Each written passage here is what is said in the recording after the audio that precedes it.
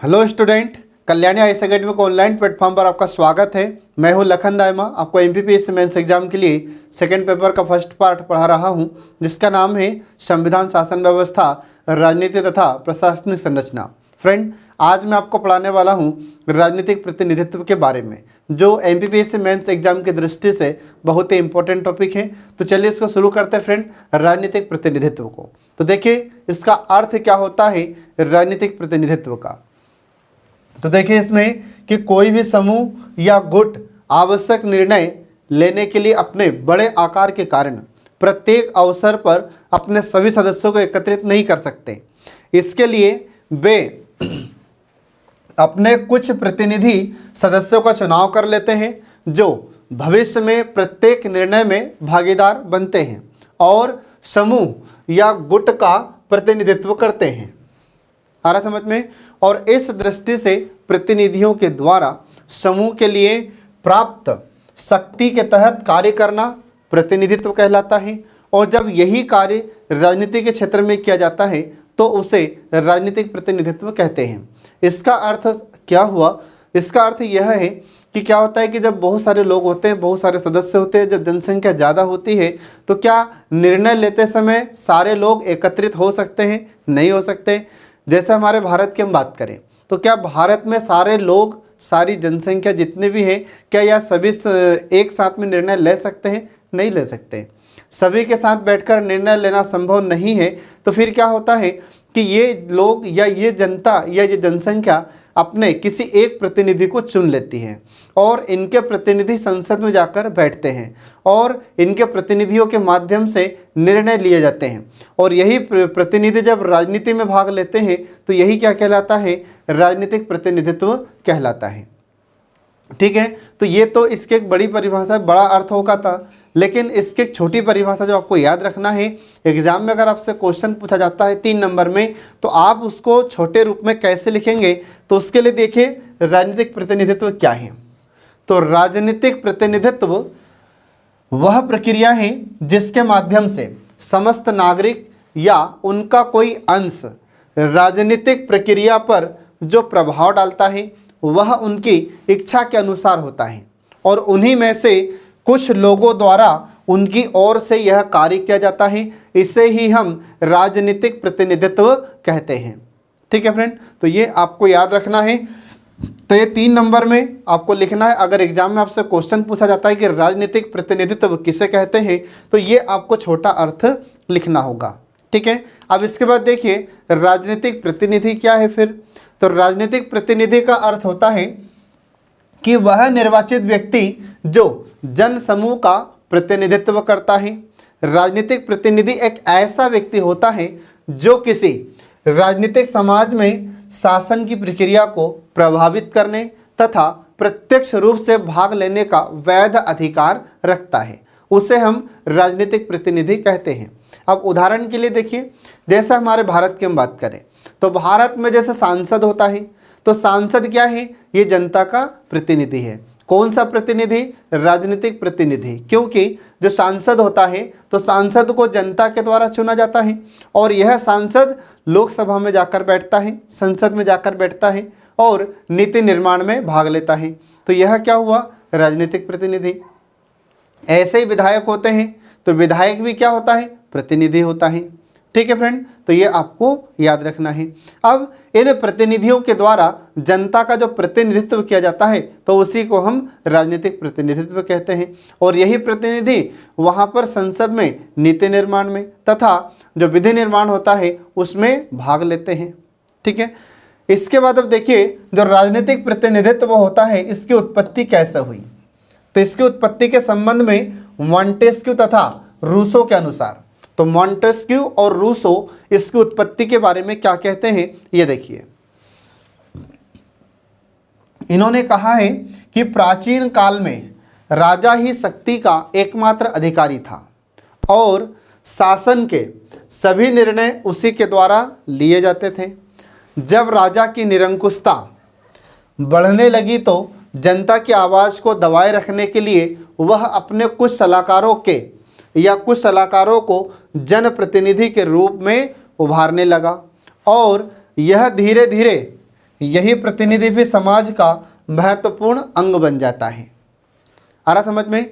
तो मॉन्टेस्क्यू और रूसो ने कहा है कि प्राचीन काल में क्या होता था कि जैसे जो राजा होता था, तो राजा की जब धीरे धीरे निरंकुशता बढ़ने लगी और जब जनता विरोध करती है, तो जनता के विरोध को दबाने के लिए राजा क्या करता है, अपना एक प्रतिनिधि चुनता है या अपना एक प्रतिनिधि रखता है, और यह प्रतिनिधि जनता की जो भी समस्या होती थी उन समस्याओं के बारे में जांच पड़ताल करता था और उसकी जानकारी राजा को आकर देता था। अब यही फिर धीरे धीरे यही फिर प्रतिनिधि आगे बढ़ता चला गया और यही वर्तमान में राजनीतिक प्रतिनिधि हैं, और यही प्रतिनिधि के द्वारा जब नीति निर्माण तथा विधि निर्माण में सहभागिता निभाई जाती है तो उसी को हम कहते हैं राजनीतिक प्रतिनिधित्व। तो ये आपको याद रखना होगा फ्रेंड।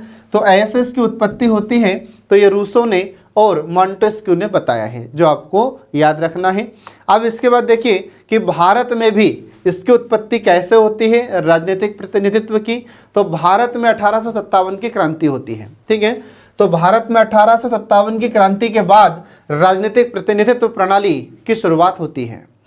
भारतीय परिषद अधिनियम 1861 के तहत गवर्नर जनरल तथा गवर्नरों की परिषद में भारतीयों को भी इसमें शामिल किया जाने लगा।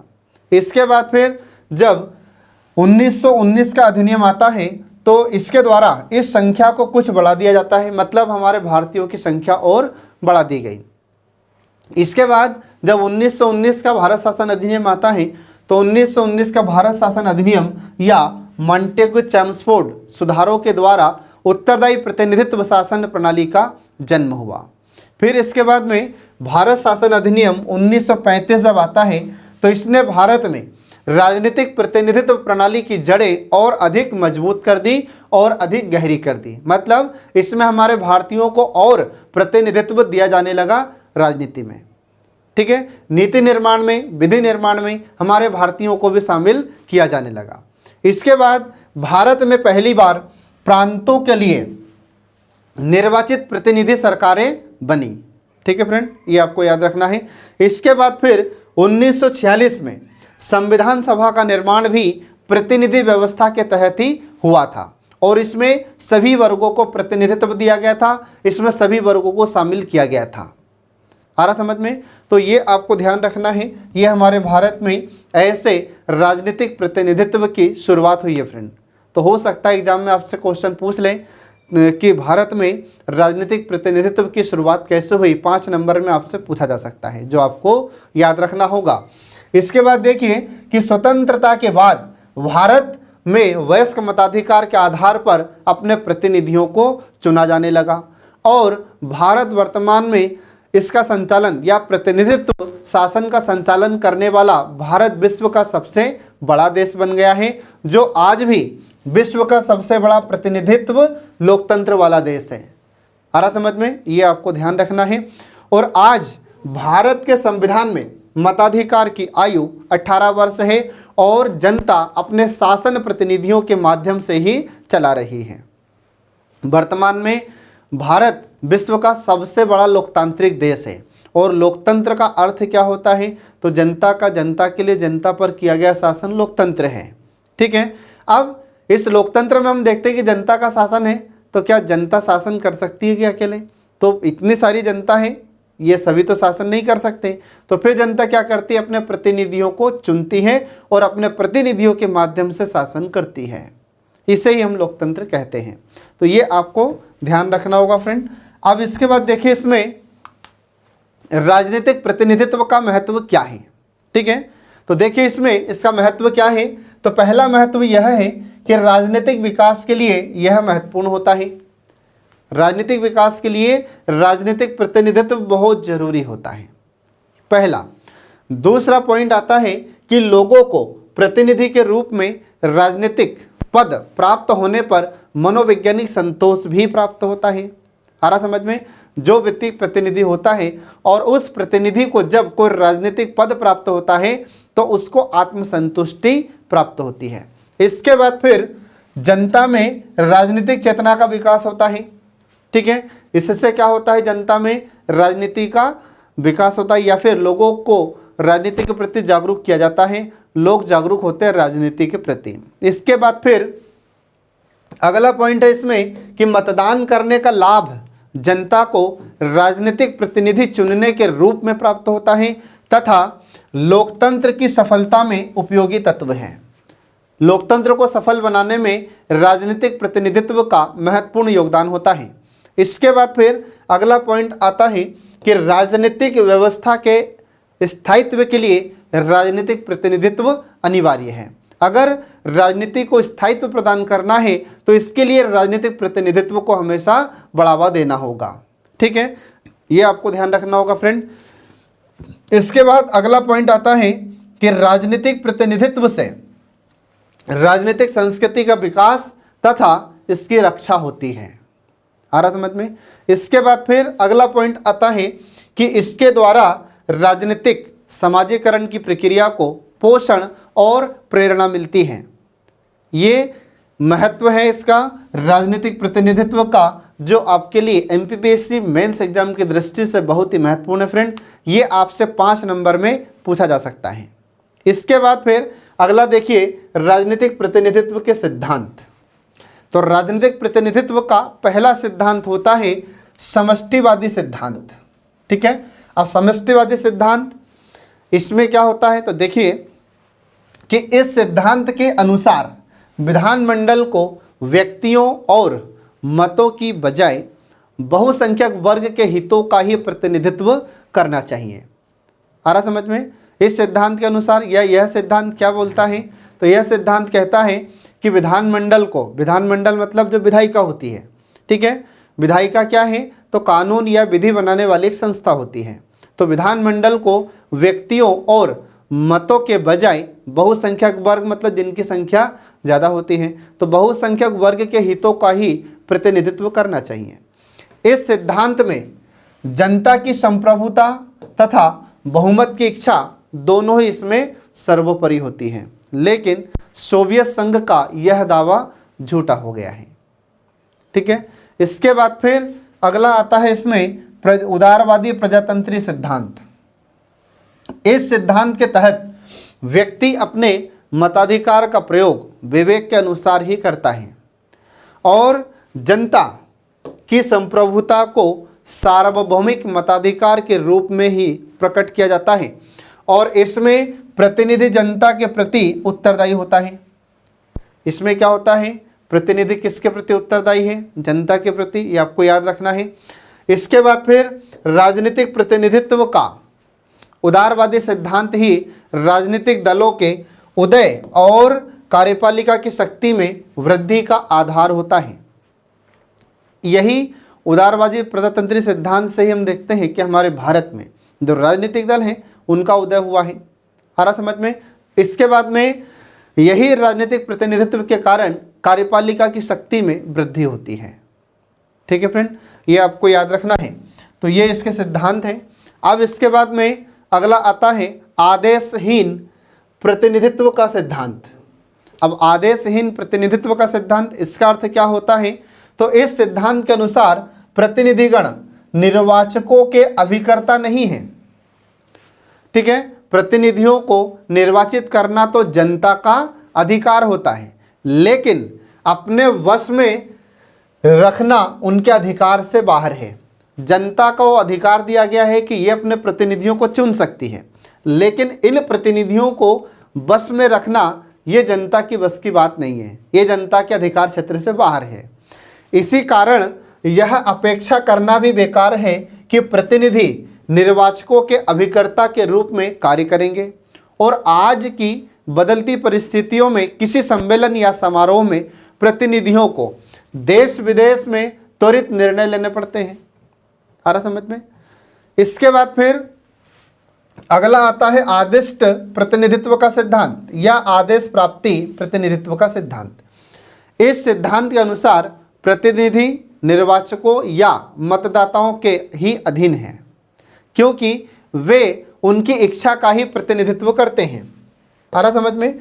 तो जनता ने जिन प्रतिनिधियों को चुना है, ठीक है, तो उन प्रतिनिधियों को अपनी जनता की बात मानना पड़ता है। अगर नहीं मानेंगे तो अगली बार जनता फिर उसको हरा देगी अगले चुनाव में। इसलिए जो प्रतिनिधि होते हैं वे अपनी जनता का कहना मानते हैं। ठीक है, इसके बाद फिर संचार साधनों के विकास से राजनीतिक घटनाओं के बारे में प्रतिनिधियों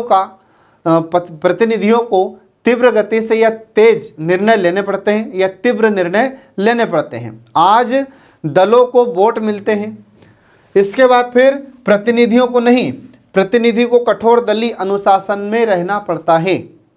आ रहा समझ में? आज हम देखते हैं कि वर्तमान में जिन प्रतिनिधियों को वोट दिया जाता है तो वोट क्या प्रतिनिधि के माध्यम से नहीं दिया जाता है, जो दल होता है दल के माध्यम से इनको वोट दिया जाता है। कौन सी पार्टी का व्यक्ति है तो किसी ने बोला कि बीजेपी का सदस्य है तो उसको वोट दे दिया, किसी ने बोला कि कांग्रेस का प्रतिनिधि है या कांग्रेस का सदस्य है तो उसको वोट दे दिया। तो आज हम देखते हैं कि वर्तमान में दलीय आधार पर व्यक्ति को वोट प्राप्त होता है, न कि किसी व्यक्ति के आधार पर। अब जब दल के आधार पर प्रतिनिधि को वोट प्राप्त होता है तो फिर इस प्रतिनिधि को दल के कठोर अनुशासन में रहना पड़ता है।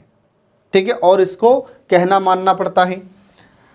ठीक है, तो यह हुआ इसमें आदिष्ट प्रतिनिधित्व का सिद्धांत या आदेश प्राप्ति का सिद्धांत। तो ये आपको इसमें ध्यान रखना फ्रेंड। इसके बाद फिर अब आता है राजनीतिक प्रतिनिधित्व के प्रकार। तो जो राजनीतिक प्रतिनिधित्व होता है वह कितने प्रकार का होता है? तो देखिए, इसमें पहला प्रकार होता है व्यावसायिक राजनीतिक प्रतिनिधित्व। ठीक है, अब इसमें क्या होता है व्यावसायिक राजनीतिक प्रतिनिधित्व में, तो इस प्रतिनिधित्व को प्रकार्यात्मक प्रतिनिधित्व भी कहा जाता है और इसमें प्रतिनिधियों के चयन का आधार समाज का व्यावसायिक संगठन होता है। आ रहा समझ में? मतलब इस प्रकार के प्रतिनिधियों का चयन किस आधार पर किया जाता है? तो इस प्रकार के प्रतिनिधियों का चयन समाज के व्यावसायिक संगठन के द्वारा किया जाता है। जैसे मजदूरों के द्वारा चुने गए मजदूर प्रतिनिधि, फिर इसके बाद में व्यापारिक वर्ग के द्वारा चुने गए व्यापारिक प्रतिनिधि, अध्यापकों के द्वारा चुने गए अध्यापक प्रतिनिधि, छात्रों के द्वारा चुने गए छात्र प्रतिनिधि। इस प्रकार का चयन इसमें होता है। उदाहरण के लिए रूस और इटली। ठीक है, अब हमारे भारत में भी ऐसा होने लगा है, जैसे छात्र संघ का चुनाव होता है, व्यापारी संघ का चुनाव होता है। आ रहा समझ में? तो इस प्रकार से हम देखते हैं कि इनको भी अब हमारे भारत में ऐसा चुना जाने लगा है। इसके बाद देखिए, इसमें दूसरा प्रकार है इसका प्रादेशिक राजनीतिक प्रतिनिधित्व। तो इसमें प्रतिनिधियों को स्थान प्रदान करने के लिए जनसंख्या के आधार पर कई निर्वाचन क्षेत्रों में देश का विभाजन किया जाता है और क्षेत्रों में देश का विभाजन प्रादेशिक प्रतिनिधित्व की व्यवस्था का परिचायक होता है। भारत सहित अधिकांश देशों में इसी आधार पर अपनी व्यवस्थापिकाओं का गठन किया गया है। तो हमारे भारत में अपन देखते हैं कि हमारे भारत में जैसे लोकसभा का जब चुनाव होता है तो भारत तो कई लोकसभा क्षेत्रों में बांटा जाता है। ठीक है, जितनी सीटें होती हैं तो उन सीटों पर अलग अलग क्षेत्र में चुनाव होता है। जैसे मध्य प्रदेश की बात करें तो मध्य प्रदेश में लोकसभा की 29 सीटें होती हैं और इन 29 सीटों पर चुनाव होता है और जनता इन 29 प्रतिनिधियों को चुनकर दिल्ली भेजती है और ये संसद में जाकर बैठते हैं। आ रहा समझ में? तो ऐसा हमारे भारत में प्रादेशिक राजनीतिक प्रतिनिधित्व भी पाया जाता है।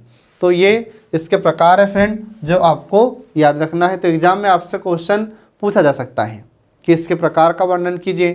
ठीक है, 3 नंबर में पूछ सकता है और 5 नंबर में पूछ सकता है। अगर 3 नंबर में पूछें तो आपको इनकी सिर्फ हेडिंग लिखना है और अगर 5 नंबर में पूछता है तो आपको इस प्रकार से पूरा डिटेल इनका लिखना होगा। अगला प्रकार देखिए, इसमें आनुपातिक राजनीतिक प्रतिनिधित्व। इस पद्धति का प्रयोग बहुसदस्यीय निर्वाचन क्षेत्रों में होता है।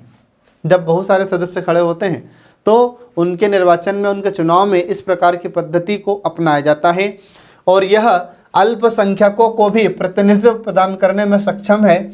और इसकी प्रमुख विशेषता यह होती है कि इसमें उम्मीदवार को बहुमत प्राप्त करने की आवश्यकता नहीं होती।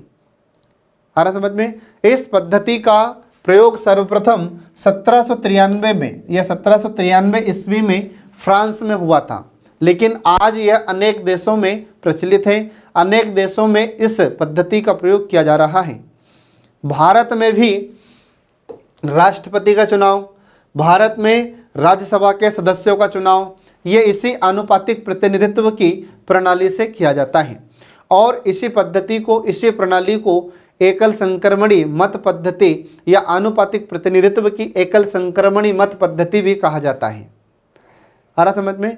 तो इसमें भले ही कितने भी सदस्य खड़े हो जाएं, लेकिन अंत में एक ही व्यक्ति को इसमें वोट प्राप्त होती है, एक ही व्यक्ति इसमें अंत में विजयी होता है।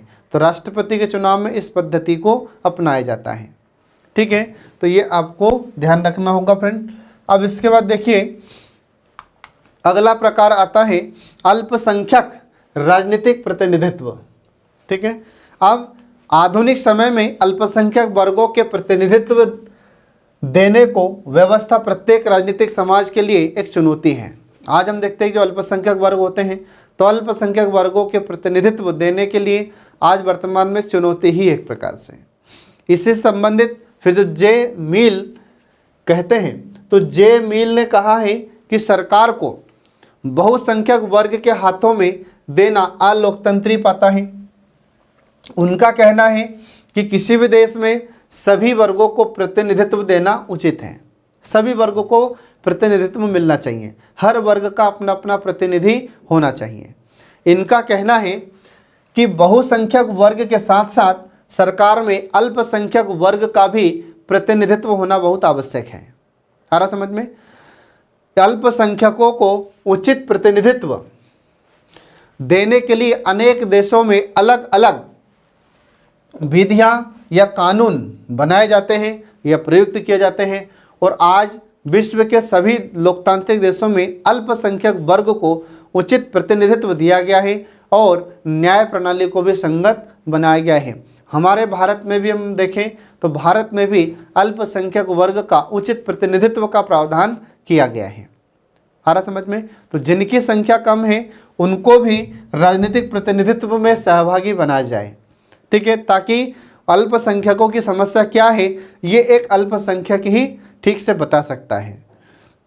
आ रहा समझ में? और इसके बाद में हमारे भारत में जितने भी वर्ग हैं उन सभी वर्गों को राजनीतिक प्रतिनिधित्व दिया गया है ताकि ये अपनी बात संसद में या विधानमंडल में या विधायिका में रख सके। ठीक है, तो ये आपको ध्यान रखना फ्रेंड।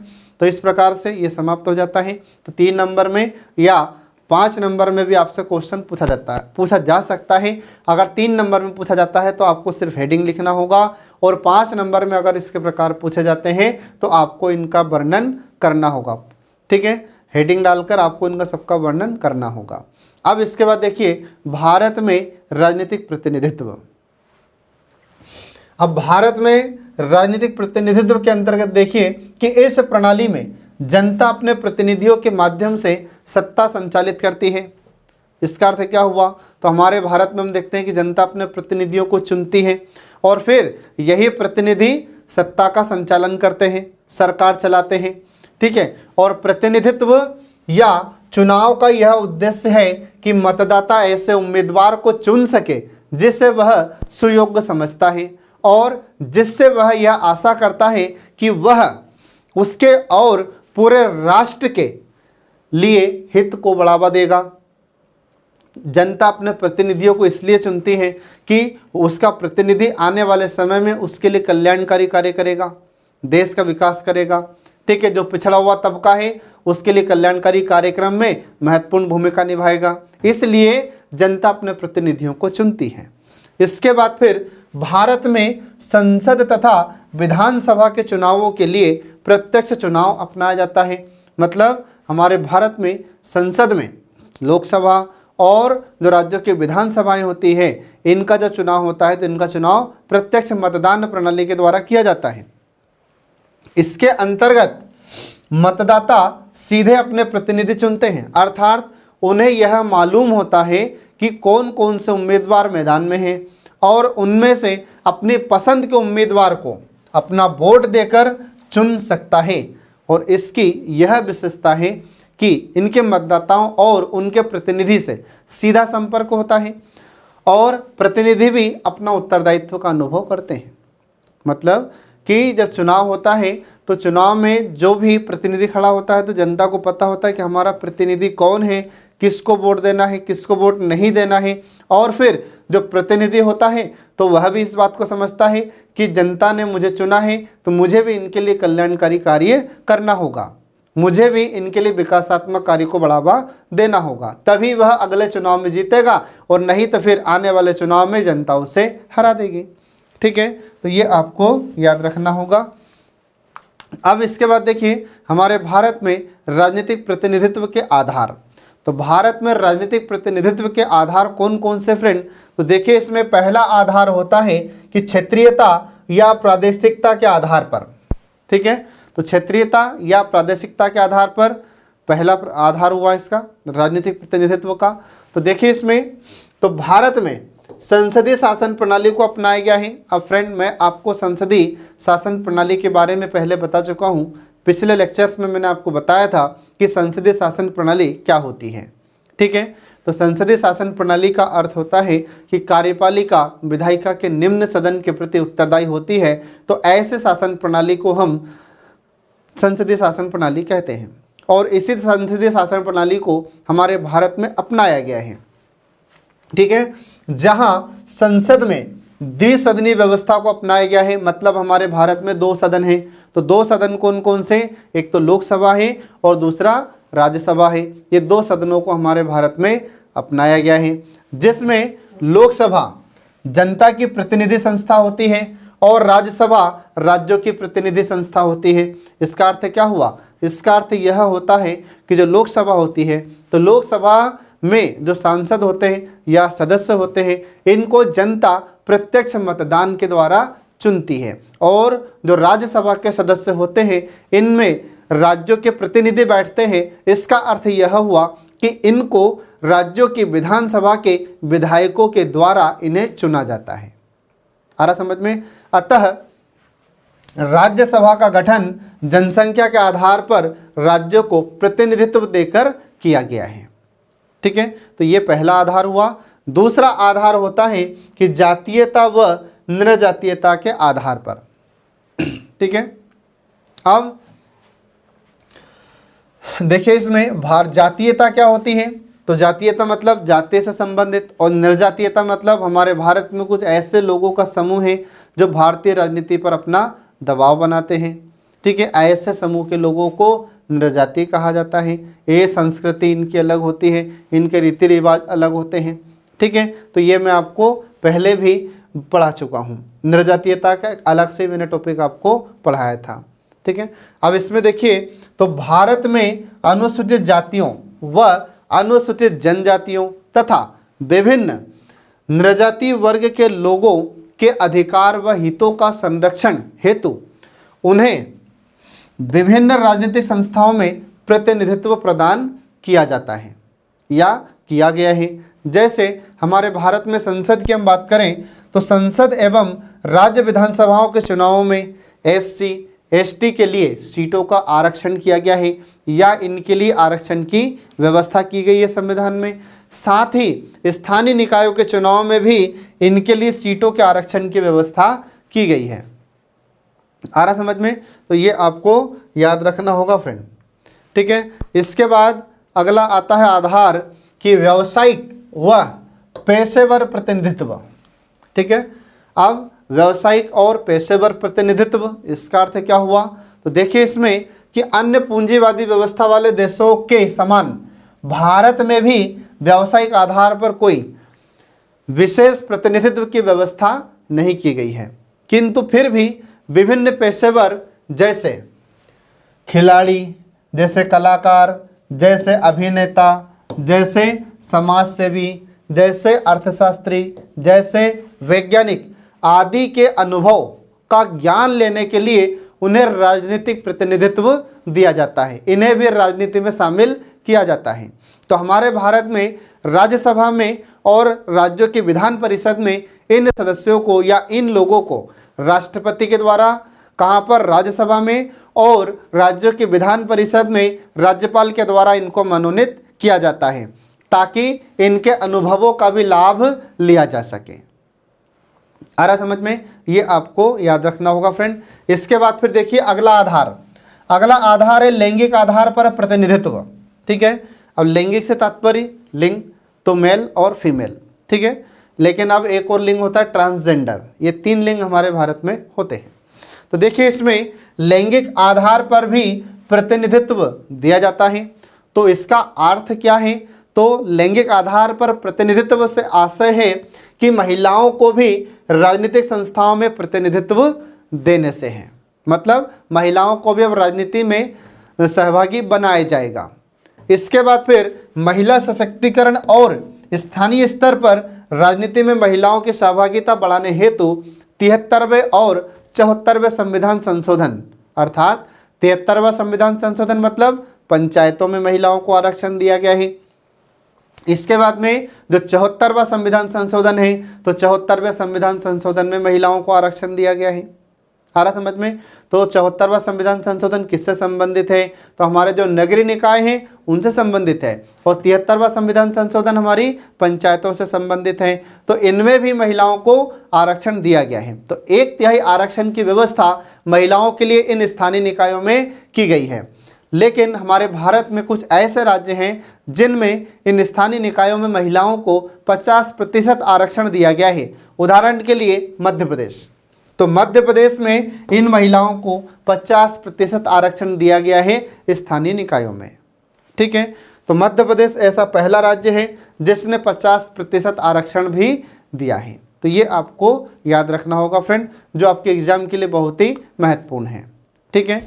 अब इसके बाद देखिए निर्णय प्रक्रिया में नागरिकों की भागीदारी या राजनीतिक सहभागिता। इससे पहले का जो हमने आपको टॉपिक बताया है, इसमें आपसे 3 नंबर के क्वेश्चन पूछे जा सकते हैं, 5 नंबर के क्वेश्चन भी पूछे जाएंगे और 11 नंबर के क्वेश्चन भी इससे पूछे जा सकते हैं।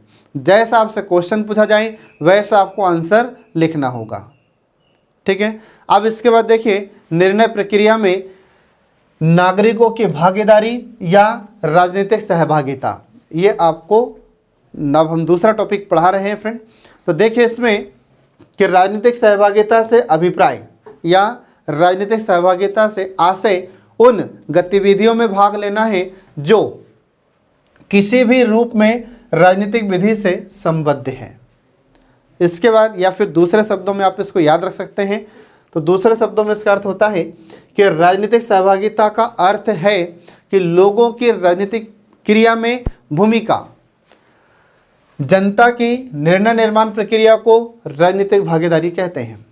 अर्थ समझ में? सरल भाषा में आपको याद रखना है कि जब जनता निर्णय निर्माण प्रक्रिया में भाग लेती है या जनता के द्वारा निर्णय निर्माण प्रक्रिया में जो भाग लिया जाता है, इसी को राजनीतिक भागीदारी या राजनीतिक सहभागिता कहते हैं। ये आपको याद रखना होगा। तो इसको सरल शब्दों में आप याद रखना, कम से कम शब्दों में याद रखना। आ रहा समझ में? तो अगर एग्जाम में आपसे क्वेश्चन पूछा जाता है 3 नंबर में कि निर्णय प्रक्रिया में नागरिकों की भागीदारी या राजनीतिक सहभागिता, आप कैसे लिखेंगे 3 नंबर में? तो इसको सरल भाषा में लिखना होगा कि जब जनता के द्वारा निर्णय निर्माण प्रक्रिया में सहभागिता होती है या जब जनता निर्णय निर्माण में सहभागी होती है तो इसे ही राजनीतिक भागीदारी या राजनीतिक सहभागिता कहते हैं। आप इसको याद रखिएगा। अब इसके बाद देखिए कि शासकों का चयन करने में नीति निर्माण के कार्य में प्रत्यक्ष या अप्रत्यक्ष रूप में भाग लेने की क्रिया को ही राजनीतिक सहभागिता कहते हैं। तो जनता अपने निर्णय निर्माण में, अब जनता खुद तो जाकर निर्णय करती नहीं है, तो जनता निर्णय कैसे लेती है? तो अपने प्रतिनिधियों के माध्यम से। ठीक है। तो जनता अपने प्रतिनिधियों को चुनती है और यही प्रतिनिधि फिर निर्णय लेते हैं। इसके बाद में विधि बनाने में महत्वपूर्ण भूमिका निभाते हैं, नीति निर्माण में महत्वपूर्ण भूमिका निभाते हैं। तो जनता अपने प्रतिनिधियों को प्रत्यक्ष या अप्रत्यक्ष रूप से इनका चुनाव करती है और यही प्रतिनिधि फिर विधायिका में बैठकर निर्णय करते हैं। यही सदस्य या यही प्रतिनिधि विधायिका में बैठकर कानून निर्माण करते हैं, कानून बनाते हैं, विधायक इसके बाद विधि बनाते हैं या नीति निर्माण करते हैं। ठीक है। तो ये होती है राजनीतिक सहभागिता या राजनीतिक भागीदारी। ठीक है फ्रेंड। तो आप इसको 3 नंबर में लिख सकते हैं। इसको ठीक से लिखिएगा, एग्जाम में अगर आए तो ये कम से कम शब्दों में आप इसे याद रखना। अब इसके बाद देखिए कुछ विद्वानों का कहना है कि नॉर्मन एच नीईएम सिडली वारसा के अनुसार इन्होंने कहा है। तो इन्होंने राजनीतिक सहभागिता के बारे में क्या कहा है? तो इन्होंने कहा है कि राजनीतिक सहभागिता आम लोगों की वे विधि सम्मत गतिविधियां होती हैं जिनका उद्देश्य राजनीतिक पदाधिकारियों को सूचना सुनना और उनके द्वारा लिए जाने वाले निर्णय को प्रत्यक्ष रूप से प्रभावित करना होता है। ये राजनीतिक सहभागिता है इन विद्वानों के अनुसार, ये आपको ध्यान रखना है। इसके बाद फिर अगले आते हैं मैकेग्लास्की के अनुसार। इन्होंने कहा है राजनीतिक सहभागिता के बारे में कि राजनीतिक सहभागिता वह शैक्षिक क्रिया है जिसके द्वारा समाज के सदस्य शासकों के चयन एवं प्रत्यक्ष या अप्रत्यक्ष जन नीतियों के निर्माण में भाग लेते हैं। इसे हम राजनीतिक सहभागिता कहते हैं। ये आप इसको याद रखना। तो इन्होंने कहा है कि समाज के सदस्य शासकों के चयन एवं प्रत्यक्ष या अप्रत्यक्ष जन नीतियों के निर्माण में भाग लेते हैं। ऐसी प्रक्रिया को हम राजनीतिक सहभागिता कहते हैं। ठीक है, तो ये आपको ध्यान रखना है फ्रेंड। तो हो सकता है एग्जाम में आपसे क्वेश्चन पूछ लें 3 नंबर में कि मैकेग्लास्की के अनुसार राजनीतिक सहभागिता का अर्थ लिखिए, तो इसका फिर इसी के अनुसार आपको अर्थ लिखना होगा। ठीक है, अब इसके बाद देखिए राजनीतिक सहभागिता की प्रमुख क्रियाएं। तो राजनीतिक सहभागिता की प्रमुख क्रियाएं कौन कौन सी है? तो देखिए इसमें पहली क्रिया है कि दलीय पदों के चुनाव में भाग लेना, ये पहली प्रमुख क्रिया हो जाती है। इसके बाद दूसरी क्रिया होती है कि प्रभाव समूहों का सदस्य बनकर उन्हें समर्थन प्रदान करना। इसके बाद फिर तीसरी प्रक्रिया होती है कि विधायकों से प्रत्यक्ष रूप से संचार करना, मतलब बातचीत करना। इसके बाद फिर अन्य नागरिकों से मौखिक रूप से राजनीतिक विचारों का प्रचार करना। इसके बाद फिर अगली क्रिया होती है मतदान करना। इसके बाद फिर अगली क्रिया है कि राजनीतिक जानकारियां प्राप्त करना। ठीक है, इसके बाद फिर राजनीतिक वाद विवाद व राजनीतिक सभाओं में उपस्थिति। इसके बाद फिर अगली है राजनीतिक दल की सदस्यता ग्रहण करना एवं उन्हें चंदा देना। इसके बाद फिर लास्ट है इसमें कि चुनाव अभियान में भाग लेना। ठीक है, तो ये सब प्रमुख क्रियाएं होती है राजनीतिक सहभागिता की, जो आपको याद रखना है। तो आपसे 5 नंबर में क्वेश्चन इससे पूछा जा सकता है, तो ये सब आपको लिखना होगा।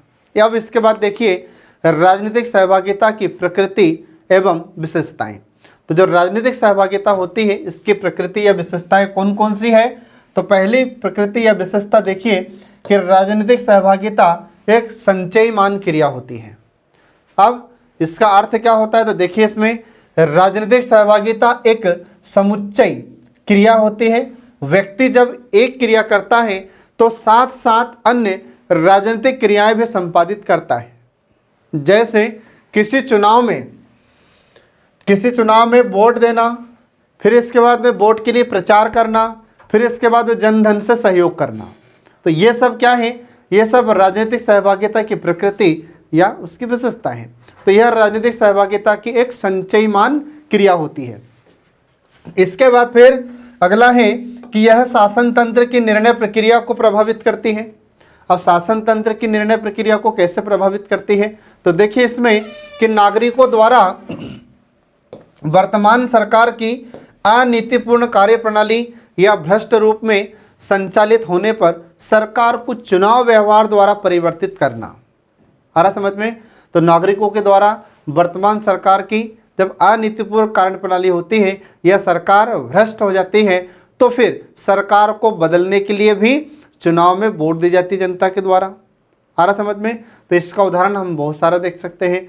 तो कई बार क्या होता है कि जब सरकार ठीक से कार्य नहीं कर पाती है, सरकार में भ्रष्टाचार ज़्यादा होने लगता है, तो फिर जनता उस सरकार को बदल देती है। आ रहा समझ में? तो ऐसे ही 2014 में लोकसभा चुनाव में भ्रष्टाचार के आरोपों में लिप्त यूपीए सरकार, ठीक है, तो यूपीए सरकार को बदल दिया था जनता ने। और इसी प्रकार राइट टू रिकॉल, इसके बाद राइट टू रिजेक्ट और नोटा का प्रयोग एवं आंदोलनों के द्वारा सरकार की नीतियों एवं योजनाओं को प्रभावित करना। आ रहा समझ में? जैसे हमारे भारत में आंदोलन के माध्यम से भी सरकार की नीतियों और योजनाओं को प्रभावित किया गया था। तो हमारे भारत में जैसे लोकपाल के लिए आंदोलन किया गया था, जैसे फिर नर्मदा बचाओ आंदोलन किया गया है, ठीक है। तो ये सब आपको इसमें ध्यान रखना होगा। इसके बाद फिर अगला है कि राजनीतिक क्रिया एवं गतिविधि राजनीतिक सहभागिता है। तो राजनीतिक सहभागिता में मनुष्य की राजनीतिक क्रिया और गतिविधियां सम्मिलित रहती है और इसके लिए विभिन्न साधनों का इस्तेमाल व्यक्तियों के द्वारा किया जाता है और इन साधनों में हित समूह, दबाव समूह, राजनीतिक दल आदि में भागीदारी रखना प्रमुख होता है।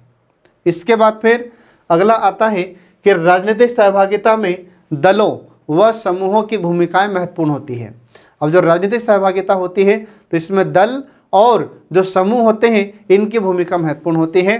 तो देखिए इसमें राजनीतिक समाजीकरण के विभिन्न अभिकरण भी राजनीतिक क्रिया व गतिविधि में अपना योगदान देते हैं।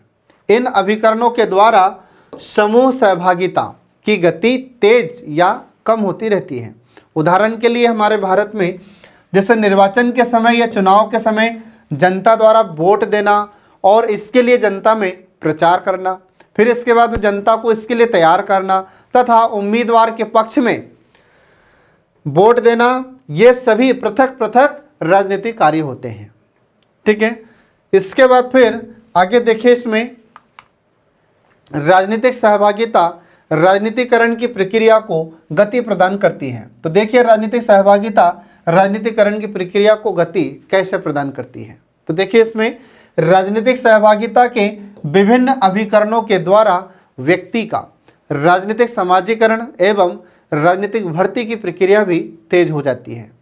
राजनीतिक व्यवस्था में व्यक्ति के राजनीतिकरण की प्रक्रिया गति प्राप्त कर लेती है और जिससे प्रजातंत्रात्मक मतलब लोकतंत्रात्मक मूल्यों के स्थायित्व एवं राजनीतिक संस्कृति में मानवतावादी मूल्यों का विकास होता है।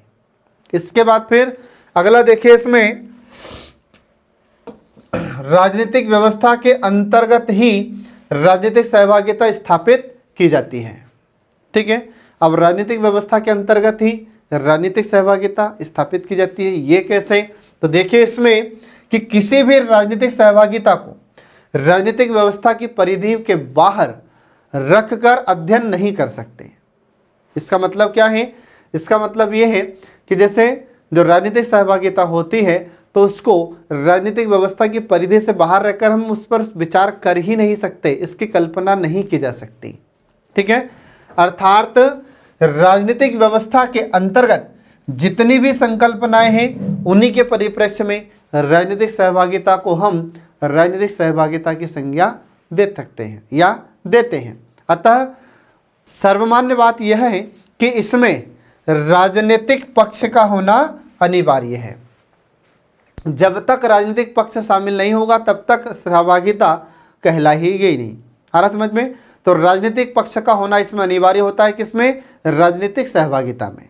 ये आपको ध्यान रखना है फ्रेंड। अब इसके बाद देखिए इसमें राजनीतिक सहभागिता के प्रकार। तो राजनीतिक सहभागिता के प्रकार कौन कौन से होते हैं? तो पहला प्रकार देखिए इसमें प्रत्यक्ष राजनीतिक सहभागिता। तो इसका अर्थ क्या होता है? तो जब नागरिक देश के राजनीति में प्रत्यक्ष रूप से भाग लेते हैं तो उसे प्रत्यक्ष राजनीतिक सहभागिता कहते हैं। और प्रत्यक्ष नागरिक सहभागिता में लोग सीधे शासकों के चुनाव और नीति निर्माण में भाग लेते हैं। जनता अपने प्रतिनिधियों को सीधे चुनती है और जब लोग स्वयं कानून का निर्माण करें और स्वयं ही कानूनों की व्याख्या करें तो उसे प्रत्यक्ष राजनीतिक सहभागिता कहते हैं। ये आपको ध्यान रखना होगा। इसके बाद फिर दूसरा है इसमें अप्रत्यक्ष राजनीतिक सहभागिता। जब नागरिक अपने शासकों के चुनाव और निर्णय व नीति निर्माण के कार्य में अप्रत्यक्ष रूप से भाग लेते हैं तो उसे अप्रत्यक्ष राजनीतिक सहभागिता कहते हैं। आ रहा समझ में? वर्तमान में जनसंख्या अधिक होने के कारण कानून निर्माण के लिए तथा अन्य कार्यों के लिए अपने प्रतिनिधियों का चुनाव करते हैं। ये दो प्रकार होते हैं राजनीतिक सहभागिता के फ्रेंड, जो आपको याद रखना है। तो 3 नंबर में अगर पूछा जाए तो आपको प्रत्यक्ष राजनीतिक सहभागिता और अप्रत्यक्ष राजनीतिक सहभागिता लिखना होगा, और अगर 5 नंबर में पूछे तो इस प्रकार से आपको डिटेल में लिखना होगा। ठीक है, ये आपको याद रखना फ्रेंड। इसके बाद देखिए अगला आता है राजनीतिक सहभागिता का महत्व। तो राजनीतिक सहभागिता का महत्व कौन कौन सा है? तो पहला महत्व देखिए इसका नैतिक गुण। तो राजनीतिक सहभागिता से लोगों में नैतिक गुण उत्पन्न होता है। इससे लोगों में सहयोग की भावना को बढ़ावा मिलता है, सहनशीलता को बढ़ावा मिलता है और व्यक्तिगत जिम्मेदारी की भावना को बढ़ावा मिलता है। ये राजनीतिक सहभागिता का पहला महत्व हुआ। दूसरा महत्व होता है कि कानूनों का स्वेच्छा से पालन। ठीक है, तो देखिए इसमें राजनीतिक सहभागिता से लोग सरकार को अपनी सरकार समझते हैं और लोग कानूनों का खुशी खुशी स्वेच्छा से पालन करते हैं। इसके बाद फिर अगला है स्थिरता। तो जब लोग राजनीतिक कार्यों में भाग लेते हैं तो उनमें सरकार के प्रति विश्वास पैदा होता है।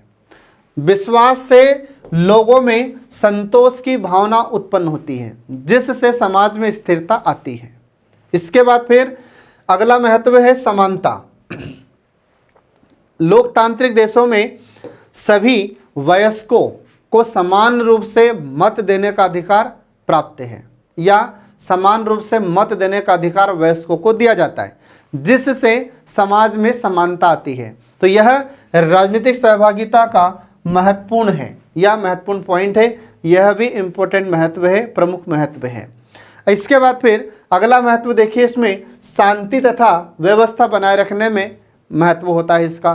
तो देखिए राजनीतिक सहभागिता के कारण लोग सरकार को अपना समझते हैं तथा कानूनों एवं आदेश का स्वेच्छा से पालन करते हैं और इस कारण से देश में शांति और व्यवस्था बनी रहती है। इसके बाद फिर अगला आता है इसमें महत्व अधिक स्वतंत्रता। तो राजनीतिक सहभागिता के द्वारा लोगों को अधिक स्वतंत्रता मिलती है, क्योंकि लोगों के प्रतिनिधि लोगों के जीवन को सुखी बनाने के लिए उन्हें अधिक से अधिक स्वतंत्रताएं प्रदान करते हैं। इसके बाद फिर अगला महत्व है देशभक्ति। ठीक है, तो राजनीतिक सहभागिता से लोगों के मन में अपने देश के प्रति श्रद्धा और प्रेम जागृत होता है और देशभक्ति की भावना के कारण व्यक्ति देश के लिए अपना सब कुछ बलिदान करने के लिए तैयार हो जाता है। इसके बाद फिर अगला महत्व होता है राजनीतिक शिक्षा। तो राजनीतिक सहभागिता से लोगों को राजनीति की शिक्षा प्राप्त होती है, उन्हें देश की समस्याओं के बारे में जानकारी प्राप्त होती है, उन्हें शासन की नीतियों के बारे में ज्ञान प्राप्त होता है, उन्हें अपने अधिकारों और कर्तव्यों का ज्ञान होता है। ठीक है, तो ये आपको याद रखना होगा फ्रेंड। अब इसके बाद देखिए इसमें राजनीतिक सहभागिता को प्रभावित करने वाले कारक। तो राजनीतिक सहभागिता को प्रभावित करने वाले कौन कौन से कारक हैं? तो इसमें पहला कारक होता है धन एवं संपत्ति। इसका अर्थ क्या होता है? तो गरीबों की तुलना में अमीरों में अधिक राजनीतिक सहभागिता देखी जाती है, क्योंकि गरीबों के पास पैसा नहीं होता है, अमीरों के पास पैसा होता है। तो जिसके पास पैसा होता है वह राजनीति में जाता है। आ रहा समझ में? तो आपको ध्यान रखना है। इसके बाद फिर अगला है लिंग। तो पुरुषों की तुलना में स्त्रियां राजनीति में भाग कम लेती हैं। आ रहा समझ में? मतलब जो स्त्रियां होती हैं राजनीति में कम भाग लेती हैं और जो पुरुष होते हैं ये राजनीति में ज़्यादा भाग लेते हैं। इसके बाद फिर अगला है शिक्षा। तो विभिन्न अध्ययनों के द्वारा यह निष्कर्ष निकाला गया है कि अशिक्षित व्यक्तियों की तुलना में जो शिक्षित व्यक्ति होते हैं वे राजनीति में ज़्यादा भाग लेते हैं। इसके बाद फिर अगला है कि नगरीय एवं ग्रामीण पृष्ठभूमि। तो ग्रामीण लोगों की तुलना में जो नगरीय लोग होते हैं, शहर में रहने वाले लोग होते हैं, ये राजनीति में ज़्यादा भाग लेते हैं। इसके बाद फिर वैवाहिक स्थिति, यह भी एक कारक है। तो इसका अर्थ होता है कि विवाहित व्यक्तियों में अविवाहित व्यक्तियों की तुलना में अधिक राजनीतिक सहभागिता होती है। मतलब कि जो विवाहित लोग होते हैं वे राजनीति में ज़्यादा भाग लेते हैं और जो विवाहित नहीं होते हैं वे राजनीति में भाग कम लेते हैं। ठीक है, तो ये आपको इसमें ध्यान रखना होगा। इसके बाद फिर अगला आता है राजनीतिक संस्थाओं की प्रकृति। तो जहाँ राजनीतिक संस्थाएं सरल होती हैं एवं उनके पास संचार यातायात के साधन अधिक होते हैं तो वहाँ राजनीतिक सहभागिता भी अधिक पाई जाती है। ठीक है फ्रेंड। इसके बाद फिर लास्ट है निवास की अवधि। तो किसी समुदाय में व्यक्ति की निवास अवधि जितनी अधिक होगी वह राजनीति में उतना ही अधिक भाग लेगा, उसकी उतनी ही राजनीति में सहभागिता होती है। तो ये आपको याद रखना होगा फ्रेंड। राजनीतिक सहभागिता के कुछ कारक हमने आपको बताए हैं, तो ये आपसे 3 नंबर में पूछा जा सकते हैं और 5 नंबर में भी पूछा जा सकता है। तो ये जो टॉपिक हमने आपको पढ़ाया है यह 3 नंबर में भी इससे बहुत सारे क्वेश्चन पूछे जा सकते हैं, इसमें 5 नंबर के क्वेश्चन पूछे जा सकते हैं, इसके बाद फिर 11 नंबर के क्वेश्चन भी आपसे पूछे जा सकते हैं जो आपको याद रखना होगा। ठीक है, अब अंत में इसका निष्कर्ष क्या होगा? तो निष्कर्ष यह होगा कि राजनीतिक सहभागिता लोकतंत्र का एक अनिवार्य लक्षण है, अर्थात राजनीति में जनता की अधिक भागीदारी लोकतंत्र का एक प्रमुख गुण होता है जिसकी अवहेलना नहीं की जा सकती। इसीलिए भारत में राजनीतिक सहभागिता को बल प्रदान करने व जनता को नीति निर्माण से लेकर उसके क्रियान्वयन तक, ऊपर से लेकर निचले स्तर तक जनता की सक्रिय भागीदारी बढ़ाने हेतु लगातार प्रयास किए गए हैं और लगातार प्रयास किए जा रहे हैं और किए जाते रहेंगे। ठीक है, तो ये इसका कंप्लीट आंसर होता है फ्रेंड। तो जब भी आप निष्कर्ष लिखें तो ध्यान रखें, निष्कर्ष आपको सिर्फ 11 नंबर के क्वेश्चन में ही लिखना है, 5 नंबर के क्वेश्चन में निष्कर्ष नहीं लिखना है। और निष्कर्ष भी ज़्यादा नहीं होना चाहिए, जितने आपके शब्द हैं उसका 1/3 निष्कर्ष होना चाहिए। जैसे अगर आपसे 11 नंबर का क्वेश्चन पूछा गया है तो उसमें 200 शब्दों में आपको आंसर लिखना है, तो 200 शब्दों का 1/3 आपको लिखना होगा। ठीक है, तो इस प्रकार से यह टॉपिक हमारा आज का समाप्त होता है। नेक्स्ट वीडियो हम जल्दी आपके लिए लेकर प्रस्तुत होंगे। तब तक के लिए पढ़ते रहिए, देखते रहिए हमारे कल्याणी IAS एकेडमी के सभी वीडियोस जो आपको MPPS मेंस एग्जाम में सफलता दिलाने में महत्वपूर्ण भूमिका निभाते हैं। Thanks for watching.